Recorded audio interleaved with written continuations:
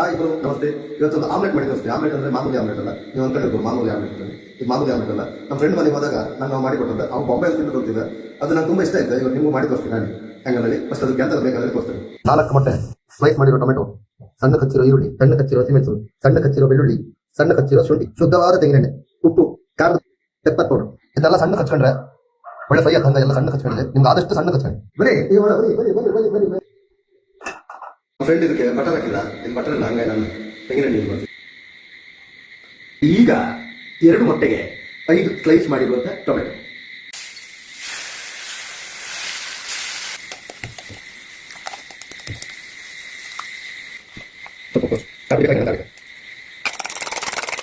ಈಗ ಇದನ್ನ ತಿರುಗಿಸಿ ಹಾಕೊಳ್ಳೋ.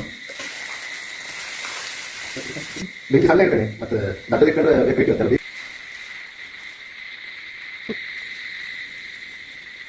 ಹಸಿಮೆಣಸು, ಬೆಳ್ಳುಳ್ಳಿ, ಶುಂಠಿ, ಪೆಪ್ಪರ್ ಪೌಡರ್, ತೆಂಗಿನ ಮಾಡಿರೋ ಮಾಡ್ಕೊತಾನೆ. ಸಣ್ಣ ಕೆಟ್ಕೊಂಡು ಬೆಂಕಿ ಒಂದು ಸೈಡ್ ದೇವರಿಗೆ ಅದಕ್ಕೆ ಇದನ್ನು ಪುಡಿ ಮಾಡೋದು. ರೆಡಿ, 1 2 3.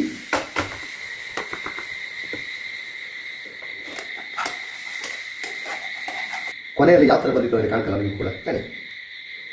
ಈಗ ಇದ್ರ ಮೇಲೆ ಚೂರು ಲೈಟ್ ಆಗಿ ಈರುಳ್ಳಿ ಹಾಕಿ ಆಂಟಿ ಮಿಂಚಿ ಟೇಸ್ಟ್ ಆಗಿ ಬಂದ್ರಿ. ಹಾಗೆ ತಿಂದ ಸತ್ಯ ಹೇಳ್ದ, ಸುಳ್ಳು ಹೇಳ್ತಿಲ್ಲ.